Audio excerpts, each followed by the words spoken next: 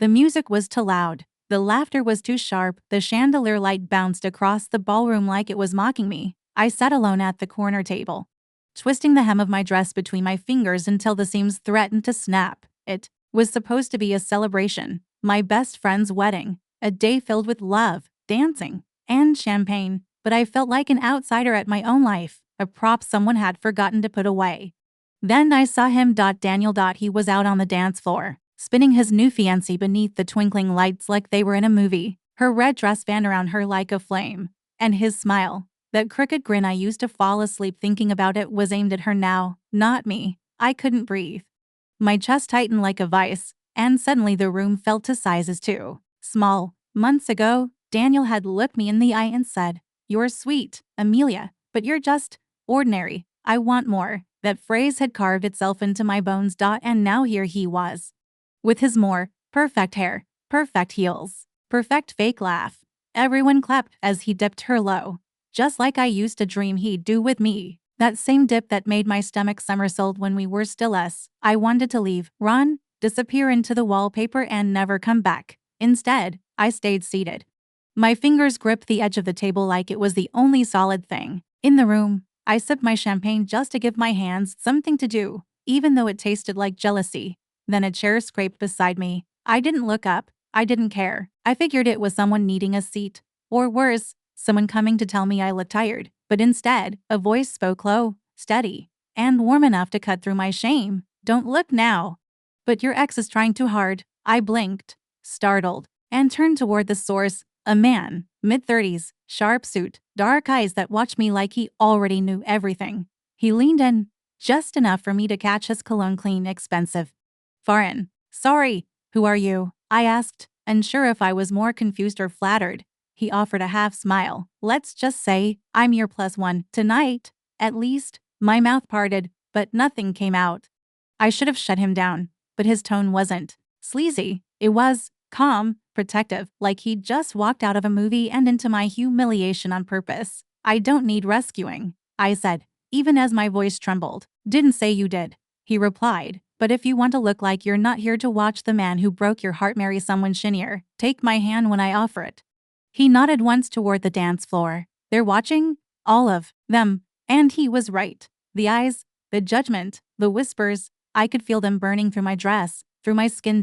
So I made a decision I didn't recognize myself making. I said nothing. But when he stood and extended his hand, I took it. His hand was warm, steady, not forceful. As I rose from my chair, the fabric of my dress caught the light, and suddenly, for the first time all evening, people noticed me. It was like a movie reel had started, and I'd wandered onto the screen by accident. He guided me across the ballroom, with quiet confidence, never letting go of my hand. My heels clicked on the marble floor, each step echoing louder than the last. I could feel eyes on us, curious, confused, hungry. We reached the center of the dance floor just as the song shifted into something slow and aching. The kind of song that makes you nostalgic for moments that never actually happen. "Adrienne," he said quietly, placing one hand gently at my waist. "Adrienne Vale." Of course he had a name like that. "Amelia," I muttered, barely trusting my own voice. His other hand found mine, and we started to sway. My chest was tight, and my feet were unsure, but he didn't laugh or correct me. He moved with me, not against me, like we'd been doing this for years. "You're doing fine," he said, his breath brushing my temple. "I haven't danced in forever," I admitted. "Not like this." He leaned in just slightly. "Well, pretend you have. Let's give them something to talk about." And they were talking. I could feel it in the energy around us. Voices lowered, gazes locked. Even Daniel had stopped dancing. His fiancée whispered something, but his eyes stayed on me. I didn't look away this time. "Why are you doing this?" I asked, finally brave enough to lift my head. Adrienne's mouth twitched into a smile. "Because you looked like you needed a reminder." "A reminder of what?" "That you're not invisible." Something in my throat cracked then. I wasn't sure if it was grief or gratitude, but I knew I wouldn't cry here. "Not now." I pressed my lips together and nodded. "Just once." He spun me gently. Nothing showy, just enough to make the dress catch air and draw attention. And when I landed back in his arms, the music dipped, and so did we. A dip. Just like Daniel used to do with me, but this one felt different. This one felt like mine. When the song ended, the applause returned, Whether it was for the music or us, I didn't know, but I smiled for the first time that night. He led me off the floor, back toward the edge where the bar stood glowing under golden lights. I don't understand you, I said, heart still racing. You just saw me sitting there and decided to play hero. Adrian shrugged, lifting two fingers to the bartender. I'm not a hero. I just hate watching good people suffer in silence. The bartender slid a drink toward him, scotch, neat. He didn't order for me, just raised an eyebrow, letting me choose for myself.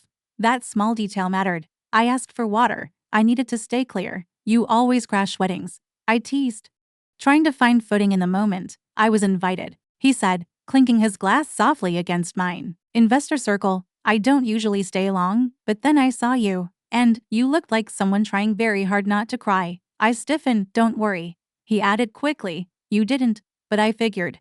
Maybe you shouldn't have to sit alone.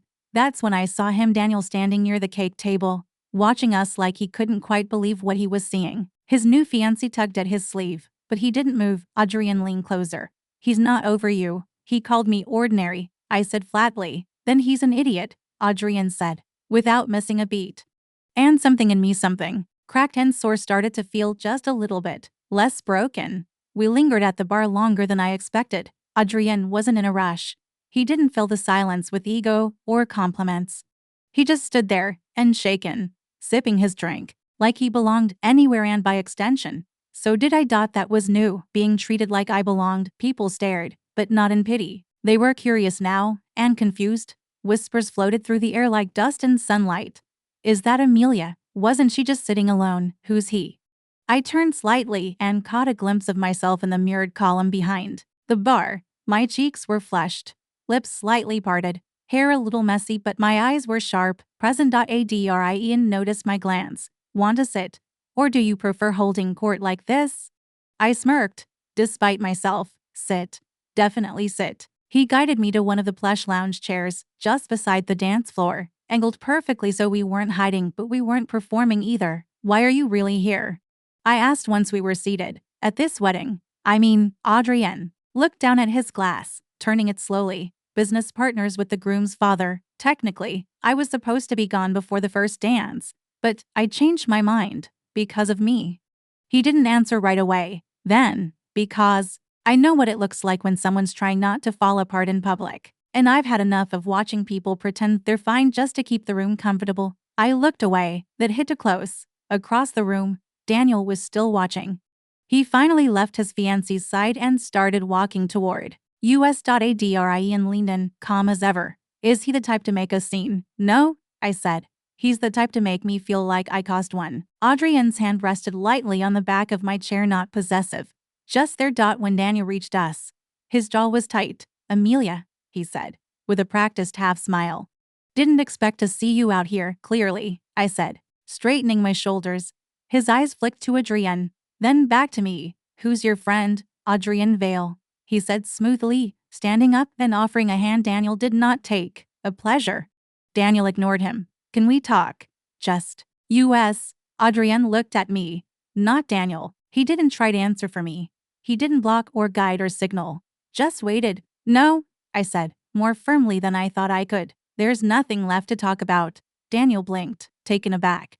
You're really doing this? Adrian tilted his head. Doing what? Exactly. Whatever this is, Daniel snapped. She's not. This isn't her. I stood then. No, Daniel. You don't get to tell me who I am anymore. His mouth opened, then closed. He looked around, realizing people were listening, watching. He turned, muttering something under his breath, and stalked off. Adrian let out a slow breath. Well handled. I feel like I might throw up, I said, half laughing, half shaking. He smiled. Still, you didn't let him shrink you. That matters. We stood there for a while. The ballroom continued spinning in its golden haze, the music swelling again.